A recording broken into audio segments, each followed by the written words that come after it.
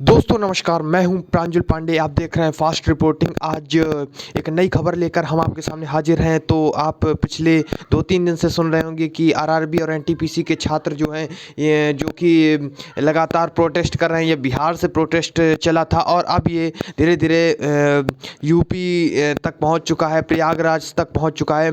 हालांकि जब ये प्रोटेस्ट हुआ तो इतना एग्रेसिव नहीं था, लेकिन धीरे धीरे इसके बाद ये प्रोटेस्ट एग्रेसिव होता गया।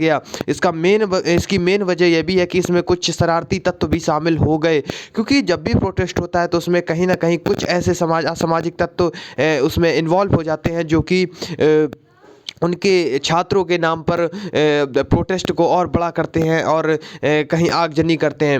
हालांकि जब प्रोटेस्ट बढ़ा तो उसके बाद बाकायदे रेलवे बोर्ड की तरफ से और खुद रेल मंत्री जो है अश्विनी वैष्णव ने आकर प्रेस कॉन्फ्रेंस की और दिलासा दिलाया छात्रों को, जितने भी स्टूडेंट थे, कि आप लोगों का जो परिणाम है उसे अभी रोक दिया जाएगा और आपकी जितनी भी शर्तें हैं, हालांकि 2-3 शर्तें थी स्टूडेंट्स की कि जो CBT 1 का एग्ज़ाम जो है उसको लगभग 20 गुना, जो कही गई थी बात की 20 गुना ज़्यादा बढ़ाकर रिजल्ट दिया जाएगा उसको।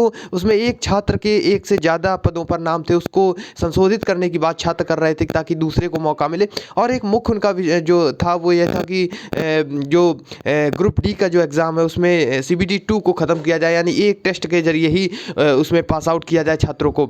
और छात्रों की और 1-2 मांगें थी जिनको सरकार ने उच्च स्तरीय कमेटी बनाकर उसे जांच के लिए भेज दिया है और कहा कि मैं सभी मांगों को पूरा कर लूँगा। हालांकि इसमें मैं आपको बताऊं, सरकार कुछ एक्शन में भी दिखी, क्योंकि जिस तरीके से रेलवे की संपत्ति को जलाया गया उसको सरकार ने सीरियसली लिया और कई छात्रों को हिरासत में लिया। हालांकि हमने कई यूपी की एक वीडियो भी देखी, आप लोगों ने टीवी पर देखा होगा कि किस तरीके से हॉस्टल में घुसकर पुलिस मार रही छात्रों को। उस पर कई सारे सवाल भी उठे, उस पर 6 से 7 पुलिसकर्मियों को सस्पेंड भी किया गया। हालांकि मैं ये कह सकता हूँ कि सरकार पूरी तरह एक्टिव दिख रही है और सरकार ने छात्रों की बात भी मांग ली। लेकिन जिस तरीके से आज की जो खबर आई उसमें बिहार बंद बुलाया गया है। हालांकि इसका ज़्यादा असर अभी तो सुबह से नहीं देखा गया, क्योंकि मैं अभी तक न्यूज़ देख रहा था और अभी इसका असर नहीं दिखा है। हालांकि आप देखते हैं आगे से होता क्या है।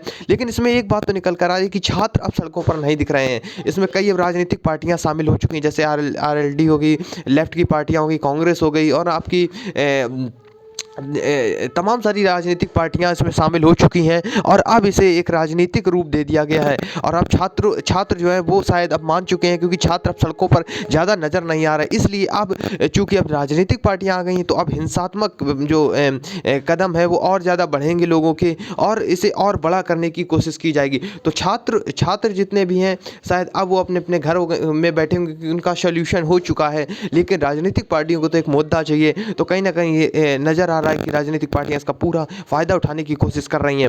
हालांकि कितना सफल रहती हैं, क्योंकि एक लंबे समय से उनको कोई मुद्दा नहीं मिला था, लेकिन इस मुद्दे के आने के बाद उन्हें लगा कि शायद उन्हें सही मिली है कुछ, और वो अपनी कुछ राजनीतिक दाल जो है इसमें गला सकें। हालांकि रेलवे की तरफ से साफ कर दिया गया कि अगर रेलवे की संपत्ति को नुकसान पहुंचाया जाएगा तो उनके खिलाफ बहुत कड़े एक्शन से कार्रवाई की जाएगी, और जो भी छात्र भी अगर इसमें इन्वॉल्व रहे रेलवे की संपत्ति को जलाने में, तो वो भविष्य में कभी भी रेलवे का एग्ज़ाम नहीं दे सकते। तो यानी सरकार कह रही हम आपकी बात मानेंगे, लेकिन आप इस तरीके से असामाजिक तत्वों के साथ मिल करके और इस तरीके से ना करिए कि रेलवे की संपत्ति को जलाएं, और किसी भी तरीके का रोड ब्लॉक करने की ज़रूरत नहीं है। हम आपके साथ सदैव तैयार हैं। और एक सेंसिटिव प्रेस कॉन्फ्रेंस मैंने देखी अश्विनी वैष्णव की, जो कि रेल मंत्री हैं। उन्होंने कहा मैं वादा करता हूं कि इसको संशोधित किया जाएगा। एक हाई लेवल कमेटी भी बैठाई गई। हालांकि अब देखना होगा कि जो छात्र हैं वो रोज़ को और कितना कम करते हैं। और ये जो भी फैला है रोज़, ये काफ़ी लंबे समय से चला, क्योंकि 2019 में हमने देखा